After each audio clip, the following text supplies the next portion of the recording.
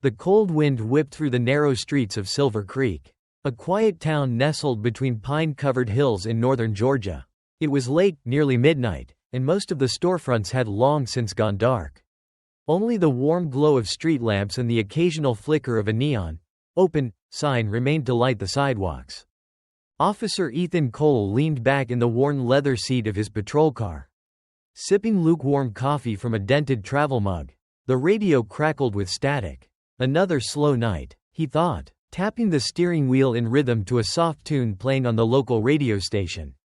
Then came the call. Unit 12, we have a report from the front desk of the Rosewood Inn. Manager says there's an elderly man sitting outside the lobby doors.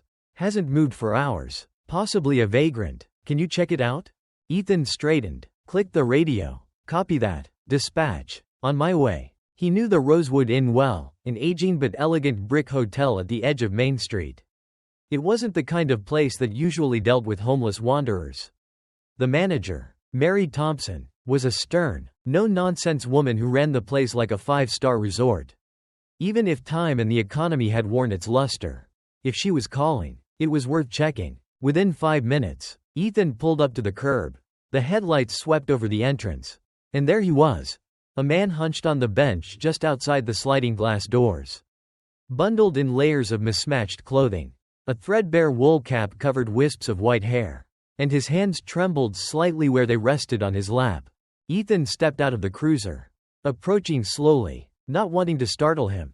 "Good evening, sir," he said gently. "Are you all right?" The man looked up. His face was weathered, sun-spotted, lined with age and something deeper, grief. Maybe. His eyes, a pale blue faded almost to gray, held a strange vacancy. "I'm waiting," the man said, his voice hoarse. "She said she'd be here." Ethan frowned. "Who are you waiting for?" The man didn't answer. He just looked past Ethan, toward the street, as if expecting someone to step out from the shadows. A long silence stretched between them. "Do you know your name?" Ethan asked. Still nothing. "Do you live around here?" The man blinked slowly, his mouth twitching slightly, as if trying to form a word. Finally, he said, "I used to." Ethan stepped back and called it in. "Dispatch. I've got an elderly male. Seems disoriented. No ID. Might be suffering from memory loss. Requesting clearance to transport to Silver Creek Medical." He turned back to the man. "Come on, let's get you somewhere warm. Okay?" The man nodded slowly, and with Ethan's help, he stood, his legs unsteady, as they walked to the patrol car. Ethan glanced back at the hotel. Mary stood at the door, arms crossed, watching. She gave a small, grateful nod. At the hospital, the nurses moved efficiently. They'd seen cases like this before. Elderly, confused, no identification, no next of kin. After a series of preliminary tests, the attending physician, Dr. Patel, met Ethan in the hallway. "He's physically stable," she said, "but clearly suffering from some form of cognitive decline. Likely Alzheimer's or another form of dementia. Without ID or family. We'll have to transfer him to the county social services holding overnight. Maybe he'll remember something by morning." Ethan nodded. "Let me know if anything changes." He headed back out into the cold. The image of the old man sitting alone burned into his mind. Something about him nagged at Ethan, he couldn't say why. There was a familiarity to him. Not in the face, but in his quiet dignity. As if he wasn't just some lost vagrant but someone more. The next morning, Ethan sat at his desk in the Silver Creek Police Department, typing up the incident report. He paused before entering the name field. No name, just unknown male, approximately 75 to 80 years old. He sighed, leaned back, and rubbed his eyes. His father, Chief William Cole, walked past, nodding in his usual curt way. He was a man of few words, carved from granite, with ice-blue eyes that had once stared down murderers and gang leaders without blinking. Ethan admired him, feared him a little, and never quite felt like he measured up. "Hey," Ethan said, rising, "there was something odd last night. Got a call from the Rosewood Inn. Picked up an elderly man, looked homeless. But clean, didn't have any ID. But seemed familiar." William barely stopped. "So? I think he's got Alzheimer's. Couldn't remember his name. Said he used to live here." William turned sharply. "That's not police business. We've got real crimes to worry about." Ethan frowned. "I know, but Then write the report and move on," William said. Then he walked away. Ethan sat back down, but something about the tone in his father's voice stuck with him. Dismissive, yes, but tense? Almost shaken? It was rare to see his father rattled, even for a second. After work, Ethan drove to the county shelter to check on the old man. He wasn't sure why. Maybe guilt, maybe curiosity. The man was seated in the recreation room, staring out the window at the fading afternoon light. Ethan brought him a fresh coat from the department's donation closet and a paper cup of hot cocoa. The man accepted both without a word. "Do you remember anything today?" Ethan asked. The man squinted, then looked down at his hands. "There was a boy," he murmured. "Used to climb the orange trees in the backyard. Always fell, scraped his knees, but he kept climbing." Ethan's heart skipped. "My dad used to have an orange tree," he said slowly, "in our backyard, in the old house before we moved to town." The man didn't respond. He just sipped the cocoa, as if lost in another time. Later that evening, back at home, Ethan asked his mother about the tree. Linda Cole smiled wistfully. "Yes, we had it for years. You used to climb it too. William hated that. You'd ruin your Sunday clothes. Did Grandpa ever visit us there?" Her smile froze. She looked at him for a long moment. "No," she said quietly. "Your grandfather wasn't in the picture. He left long before you were born." "Why?" She stood. "It's late. Ethan, you should get some sleep." But Ethan couldn't sleep. He lay awake, staring at the ceiling, hearing the old man's voice again and again. "I used to live here. There was a boy." He didn't know why it mattered so much. It was probably coincidence, just the ramblings of a confused mind. And yet, a chill crept over him. He was beginning to suspect that the man he'd found wasn't a stranger at all. He might be family. He might be his grandfather. And if that was true, then the truth had been buried for a very long time. Ethan Cole wasn't ready to let it stay that way. The next few days were cold and gray, with clouds lingering low over the rooftops of Silver Creek like a heavy blanket. Snow threatened, but never came. Officer Ethan Cole went about his duties as usual: traffic stops, domestic calls, petty thefts, but the image of the old man never left his mind. Each evening after his shift, Ethan found himself back at the county shelter, bringing small things: a scarf, a pair of warm gloves, a newspaper. The old man rarely spoke, but accepted the gifts with a quiet nod.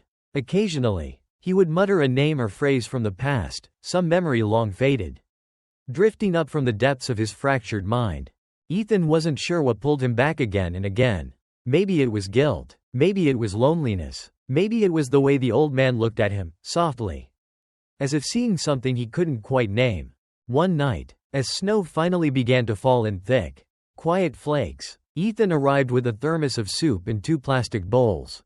The old man was seated in the common room, staring at the fireplace. The flickering flames danced in his pale eyes. "I brought dinner," Ethan said, sitting down beside him. "Figured you might like something warm." The man took the bowl, his hands trembling. After a moment, he spoke, barely above a whisper. "Do you play music?" Ethan shook his head. "No." "Why?" "There used to be a boy. Loved music. I played the harmonica for him. Every night before bed, he'd hum along, eyes closed. Said it helped him sleep." The words hit Ethan in the chest. Something stirred, something half-remembered. A melody? A feeling? What happened to that boy? Ethan asked gently. The old man blinked slowly. He stopped coming. One day, he was just gone. Ethan swallowed, unsure what to say. That night, he dreamed of a front porch bathed in golden summer light, a harmonica playing soft and slow, and a child's laughter echoing in the trees. The next morning, Ethan drove to his parents' house under the pretense of borrowing a book. His mother, Linda, met him at the door with a hug and a questioning look. "Everything okay?" "Yeah." She offered him coffee and sat across from him at the kitchen table. "Did Dad ever play music?" he asked suddenly. Linda hesitated. "He used to. Harmonica. But he hasn't touched it in years." Ethan stared at his mug. "And what about Grandpa? Did he?" She stiffened. "I told you, Ethan, your grandfather left before you were born. But what if he didn't? What if something else happened?" She looked at him carefully, then stood to refill her cup. "That's not a road you want to go down." Ethan pressed. "Why not?" She turned to him, her eyes glistening. "Because some truths are too painful. Let them stay buried. That answer wasn't good enough anymore. Later that week, when he was back at the precinct, Ethan found himself drawn to the archives room, a cold, dusty space where old case files lived, their folders yellowed and forgotten. He had no idea what he was looking for. He just knew he had to look. After nearly an hour of scanning names, something caught his eye. A file labeled, Thomas J. Cole, Internal Review 1994. Ethan's breath caught. He pulled the file from the drawer with trembling fingers and flipped it open. There was a black and white photo paper clipped to the top, a man in a police uniform. Upright and proud, with sharp blue eyes and a familiar jawline. Ethan stared at the face. The old man from the hotel bench. His grandfather, Thomas Cole, had once been the police chief of Silver Creek, just like his son William was now. The report was short, clinical. It detailed an internal investigation, allegations of evidence mishandling, possible ties to a local defense attorney, an anonymous letter. No charges were filed. Thomas was suspended pending review. Then, according to the final note, he disappeared, gone without a trace. There was no follow-up, no search warrant, no missing persons report, just a single sentence. Status: resigned, whereabouts unknown. Ethan sat there for a long time, staring at the paper, the name, the eyes, the story. It all lined up. He felt something shift inside him. Grief? Anger? Confusion? His grandfather hadn't simply left. He'd vanished under a cloud of scandal, and no one ever talked about it. Ethan knew he needed answers, but only one person could give them.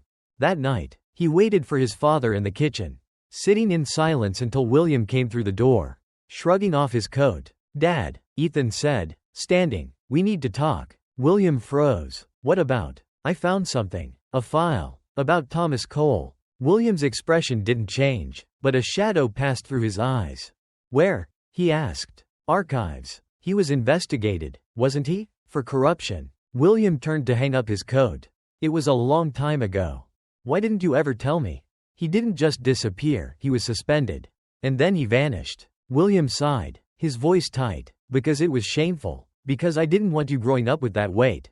"He's alive, Dad," Ethan said. "That man I found outside the Rosewood Inn. That's him." Silence filled the room. William finally looked at him, and Ethan saw the truth in his father's face before he said a word. "You're sure?" "Yes. And he has Alzheimer's. He doesn't remember who he is most of the time. But sometimes he remembers little things. Like the orange tree, the harmonica. You." William sat down heavily, as if the air had left his lungs. "I thought he was dead," he whispered. "After the investigation, he just left. No note, no call. I hated him for it." Ethan sat across from him. "Maybe he didn't leave by choice. Maybe he was trying to protect you." William's eyes were distant. "I swore I'd never speak his name again." Ethan leaned forward. "But you need to. He's here. He's alive. And he's not well." William didn't respond. And Ethan knew then that this wasn't just about uncovering the past. It was about repairing it, before it was too late. The cold held fast over Silver Creek, and a brittle frost clung to the windows of the county shelter. Ethan stood in the corner of the common room, his eyes locked on the old man seated by the window. The morning light spilled across his weathered face, illuminating every crease, every scar of a life too long forgotten. Thomas Cole, his grandfather. Ethan still hadn't told him. Not directly. There was no right time, no right way. Each visit, he carried with him the weight of unspoken truth, the ghost of a name that belonged to the man's past and now teetered on the edge of his fractured memory. This time, Ethan brought something different. "Look," he said, handing the man an old photograph he dug from his parents' attic. It showed a young boy, Ethan's father, William, no more than 6 or 7, sitting on the shoulders of a strong, smiling man with short dark hair and a police badge gleaming on his chest. They were in front of an orange tree, the leaves in full bloom, a golden afternoon sun painting the scene in warmth. The old man took the photo carefully, holding it like something sacred. He stared at it for a long time. His lips trembled. "I know this place," he whispered. "That's my—" His brow furrowed in pain, as if grasping for a word just beyond reach. "That's Billy." Ethan's breath caught. "Yes," he said softly. "That's your son, William, my father." The old man blinked. "Billy, you're Thomas," Ethan said gently. Thomas Cole, you were the police chief of this town. You're my grandfather. For a moment, something clear flickered in his eyes, recognition, sorrow, joy, but it passed like a breeze. His gaze drifted back to the photo. Where did it all go? He murmured. It was right here. Ethan didn't answer. There were no words for the ache in his chest. That night, Ethan returned home and sat with his mother again. Linda looked exhausted, worn from the storm he had stirred up. But she listened as he told her everything, what he'd found in the archives. What the old man had said. What he believed now. He needs help, Ethan said, and he deserves more than some shelter and a cot. Linda was quiet for a long time. Then she reached into the side drawer of the kitchen hutch and pulled out a small, battered harmonica. She laid it gently on the table between them. This was his, she said. Your father never threw it out. I kept it all these years. Ethan picked it up, turning it over in his hands. The metal was dull. The engraving nearly faded. TC. The next day, he brought it to the shelter and handed it to the old man. At first, Thomas didn't respond. Then his fingers curled around the instrument. Slowly, almost reverently, he lifted it to his lips, hesitated, and then played. The sound was simple, clumsy at first, but then, like muscle memory, the tune came. A sweet, haunting lullaby that Ethan had heard only in dreams, passed down perhaps through memory, through blood. Every person in the room stopped to listen. The staff, the volunteers, even the other residents. Ethan closed his eyes, and for the first time in days, he felt something shift inside him. Not grief, not pity, hope. He made up his mind that night. If his father wouldn't act, he would. Ethan began the paperwork to petition for temporary guardianship. It was complicated, bureaucratic, and filled with delays, but it was something. He started researching memory care facilities, seeking one that wasn't just sterile walls and locked doors, but a place where Tomas could feel safe, feel seen. Meanwhile, he continued visiting every day, learning more from Thomas's scattered recollections. Some days were better than others. Sometimes, Thomas remembered Billy, young, wild, always barefoot. Other days, he didn't recognize Ethan at all. Then, one afternoon, Thomas whispered something that made Ethan's skin prickle. They said I did something bad. He murmured. Took everything from me. But I didn't.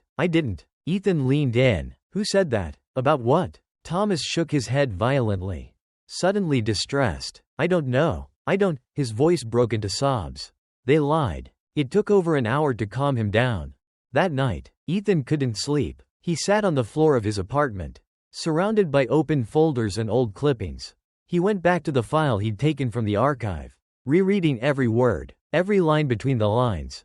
Something didn't sit right. The report claimed an anonymous letter had triggered the investigation into Thomas Cole. There were vague mentions of missing narcotics, evidence tampering, a defense attorney named Klein, but no formal charges, no witnesses, no paper trail, just a smear, followed by silence. Ethan started digging. He searched old court cases, pulled trial records, combed the local paper's archives. Hours turned into days, and then, he found it. A case from 1994. State vs. Reuben Wallace, a known drug dealer, charged with trafficking and assault. Case dismissed due to mishandled evidence that had originally been logged by Chief Thomas Cole. The defense attorney, Marcus Klein. Buried at the bottom of the article was a single line. Anonymous tip received by the Silver Creek Police Department cast doubt on the chain of custody. It didn't name the source. But a week after that article, Thomas Cole vanished. Ethan stared at the screen, heart racing. His grandfather hadn't been guilty. He'd been framed, or at least, set up, left to fall, and someone in the department had let it happen. He printed everything he could find and placed it all in a manila folder. Then drove to the house he grew up in, the folder trembling in his hands. His father was in the garage, tuning up an old snowblower. When Ethan walked in, William didn't look up. I know what happened in '94, Ethan said. William didn't respond. You believed it, didn't you? You believed the accusations. Still no answer. Ethan threw the folder onto the workbench. He didn't do it, Dad. He was set up, and you never even looked back. William stood slowly, wiping his hands with a rag. I was a rookie cop, he said finally. They told me not to get involved. Said it would be handled. I asked him, Your grandfather, I asked him if it was true. He paused. The rag in his hand trembled. He didn't answer. He just looked at me and said, I failed you. And then he left. You didn't even try to find him? I thought he was ashamed. That he ran away to hide. Ethan's voice cracked. He didn't run. He broke. William turned to look at his son. And now? He's sick. He doesn't remember most days. But sometimes he remembers you. The garage was silent, filled only with the quiet hum of regret. Then William asked, Where is he now? Ethan didn't answer. He didn't need to. The next morning, they went together, father and son, walking into the county shelter like two ghosts returning to the place they'd both once abandoned. Thomas was in the garden out back, sitting in a chair beneath a bare maple tree, a blanket over his knees. When they approached, he looked up. His eyes landed on William. Billy? William froze, then nodded. Yeah, Dad, it's me. Thomas smiled. I've been waiting for you. William knelt beside him, took his hand. He opened his mouth, but nothing came out. For once in his life, William Cole had no words. But his tears said everything. The winter sun had begun to set over Silver Creek, casting long amber shadows across the walls of the shelter as William Cole remained kneeling before his father. They sat like that for several minutes, neither man speaking, as if afraid to break the fragile spell that had somehow survived 3 decades of silence. Thomas kept smiling, his wrinkled hand still resting inside his son's. Ethan stood nearby, watching, heart clenched so tightly it felt like it might shatter. Finally, William spoke, his voice soft and gravelly. You disappeared, Dad. You were just gone. I didn't know what to do. Thomas tilted his head, confusion drifting into his expression like a low fog. I was waiting. For what? William asked. Thomas looked out across the frost-covered lawn. For the sun to rise, for the truth to matter again. William's lips trembled, and he looked down, ashamed. You should have told me. You should have fought it. I was tired, Thomas said simply. Tired of proving who I was. That night, William sat in Ethan's apartment, holding a beer he barely sipped, staring blankly at the TV while Ethan sat across from him. I don't know how to be around him, William said. He's not the man I remember. And I'm not the boy he left behind. Ethan nodded. Maybe that's the point. Maybe you're not supposed to pick up where you left off. Maybe you just start from here. The days that followed were quiet but charged with energy. Like the air before a storm. Ethan helped Thomas move into a small, home-style memory care center on the east side of town. It wasn't fancy, but it was warm, with soft lighting, kind staff, and windows that overlooked a small garden. Ethan visited every day, bringing him books of old photos, jazz records, and warm cardigans. Thomas remembered little consistently, but he always smiled when he saw Ethan. Sometimes he'd say, "There's my boy," and Ethan would nod, never correcting him. Then, one snowy afternoon, something extraordinary happened. Ethan had just finished helping Thomas organize his closet when the old man reached into a dusty shoebox and pulled out an old, folded paper. His hands shook as he handed it to Ethan. "I was going to give this to Billy," Thomas said, "but I forgot how to find him." Ethan opened the note. It was handwritten, yellowed with age. "Billy, if you're reading this, then I've failed you. I didn't protect the badge. I didn't protect myself. But I never stopped loving you. I didn't run away from you. I ran away from shame. I let it take everything. But you were always the best of me. I see it in your eyes. I hope one day you'll know the truth. And maybe you'll forgive me. Dad." Ethan stared at the letter, his eyes burning. Then he folded it carefully and slid it into his jacket pocket. That night, he handed it to William. The chief sat at the kitchen table and read it 3 times, lips moving silently. When he finally looked up, there were tears in his eyes. "I thought he left because he didn't care," William said. "Turns out, he cared too much." He was quiet for a long moment, then stood. "I want to see him again."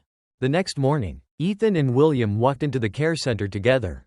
This time, William brought something with him, a small, mahogany box wrapped in a cloth. They found Thomas seated in the reading lounge, nodding off in a sunbeam.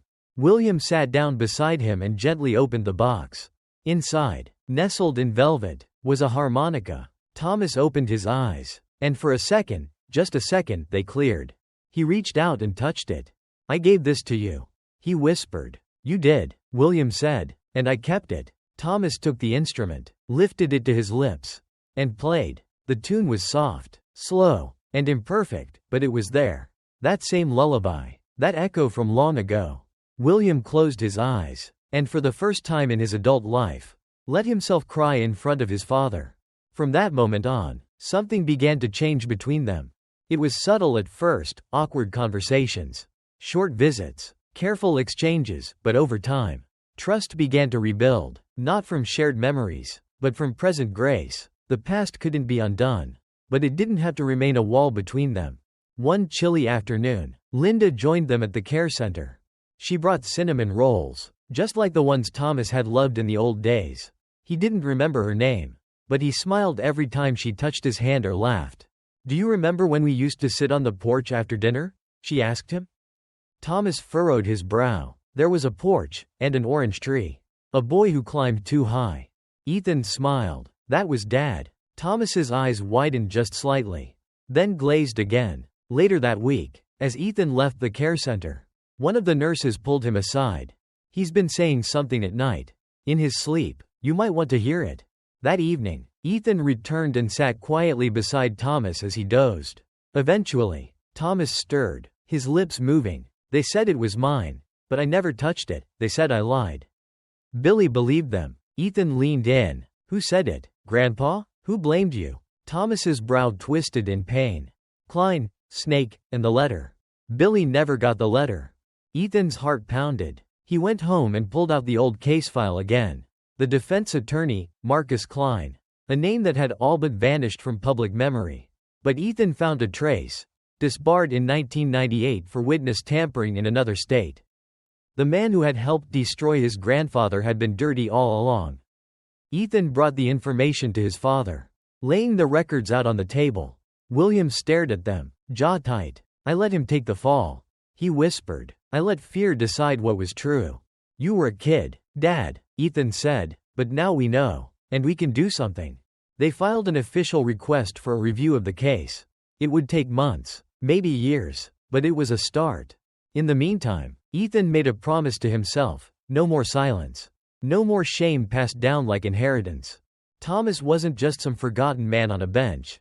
He was the beginning of their story. And Ethan would make damn sure he was honored as such. The air in Silver Creek began to shift as spring approached, slowly. Subtly, the days grew longer, and for the first time in months, birdsong could be heard at dawn. The snow that had blanketed the town began to melt in soft drips, revealing patches of dormant grass and sidewalks long buried. At the Silver Creek Police Department, a buzz of quiet excitement stirred through the halls. The chief, William Cole, had called for an internal assembly, something he hadn't done in nearly 5 years. No one quite knew what it was about. Some assumed it was procedural, a budget announcement. Maybe. Others guessed at retirements or restructuring. But Ethan knew. He stood just off stage in the briefing hall, heart pounding as the chairs filled with officers, detectives, community liaisons, and even a few town officials. At the front of the room stood a podium with a polished wood plaque that read, "To serve with honor." When the crowd settled, William stepped forward. He looked different, more tired, perhaps, but softer somehow. A man who had shed the armor of a lifetime for something more vulnerable. "Thank you all for coming," he began, his voice steady but thick. "I know many of you have been curious about why I called this meeting. Today, I want to share a story, one that is personal and long overdue." A murmur rippled through the room. He continued, 30 years ago, this department lost a leader. Thomas Cole was chief of police. He served this town with integrity, compassion, and strength. But in 1994, he was accused of misconduct. No charges were filed, but a shadow fell over him. And in the wake of that storm, he disappeared. William looked down for a moment, then back up. "For decades, I believed the worst. I let my hurt become silence. I let that silence become a wound that passed from father to son." He paused, then gestured toward Ethan. "My son, Officer Ethan Cole, found him. An old man sitting outside a hotel on a cold night. Alone, forgotten." What he discovered unraveled the silence. Thomas Cole had not run from guilt. He had been framed, betrayed, and broken by it. Gasps moved through the room. But William continued, his voice unwavering. With the help of new evidence uncovered by Ethan, and after careful review, we are submitting an official request to the state for posthumous exoneration of Chief Thomas Cole. And today, we honor him, not only for his service, but for surviving what none of us should have let happen. He stepped aside, and Ethan walked forward with a framed photograph, Thomas Cole, in full uniform, smiling beside a young William on the station steps. Long before the world turned dark, a standing ovation rose from the room. Officers old and young clapped, some with tears in their eyes. Others simply stood in solemn respect. It was the kind of applause that came not from formality, but from the soul. Ethan held back his own tears. He had done this for his grandfather, but also for his father. And for the little boy neither of them had been able to protect inside themselves for all those years. That afternoon, they brought Thomas to the ceremony site. Even though his memory had faded further in recent weeks, he wore a blue sweater and a police hat that slid slightly down over his ears. William helped him from the car, hands steady beneath his father's elbow, as they stood at the edge of the steps where Thomas had once posed decades earlier. Ethan took out a harmonica and placed it gently into his grandfather's hands. "Do you want to play something?" he asked. Thomas looked down at the instrument, then back at the small crowd gathered. He raised it to his lips. And then, clear and pure, came the same lullaby he had once played for a little boy who now stood before him as a man. The melody drifted through the spring air, soft as petals on wind. No one spoke, no one moved, even the birds seemed to still themselves in reverence. It was not just a song. It was forgiveness. It was memory finding its voice. It was healing. The next few weeks were filled with visits, sunlight, and small, quiet moments. Ethan continued to spend every spare hour at the care home. Linda came often too, bringing puzzles, lemon muffins, and photographs of the past. Even William, guarded as ever, began to linger longer, sometimes not saying anything at all, but just sitting beside his father. The silence no longer sharp, but full. One morning, Ethan arrived to find the nurses a bit flustered. "Your grandfather slipped out early," one said. "We were about to call you. But, well, he's not far." They found him 2 blocks away, sitting on a bench in front of the Rosewood Inn. Ethan approached quietly. Thomas was staring at the front doors, as if waiting for someone to appear. "I think I was supposed to meet someone here," he said softly, "but I can't remember who." Ethan sat beside him. "You already did," he said, "a long time ago." Thomas looked at him, puzzled, then slowly smiled. "Maybe I did," he said. "You seem familiar." Ethan smiled back. "That's good enough." Over the next month, Thomas's condition began to decline more noticeably. He had days where he didn't speak at all, where his hands forgot how to hold a fork, where his eyes scanned the room with childlike fear. But there were moments too. Moments when he would hum a tune, or reach out for Ethan's hand, or say, "Billy," with the same tone he had used when his son was still a boy. Then one evening, the call came. Ethan answered on the first ring. "Your grandfather passed away in his sleep," the nurse said softly. "He was peaceful. We thought you should know." The funeral was simple, private. It was held at the cemetery behind the old chapel on Oak Street, where the orange trees used to grow before they were cut down to make way for a parking lot. William delivered the eulogy. He stood without a script, looking out at the small circle of family and officers gathered around the grave. "My father was not a perfect man," he began, "but he was a good one. And he deserved more from all of us, especially from me." He looked down at the casket. "I thought the years had taken everything. But in the end, he gave us back more than we ever expected. He gave us each other." As the coffin was lowered, Ethan placed the harmonica gently on top. It gleamed in the sun. A few days later, Ethan returned to the same bench in front of the Rosewood Inn. He sat quietly, watching the people come and go. The wind was warmer now. The streets were busy with life. No one gave him a second glance.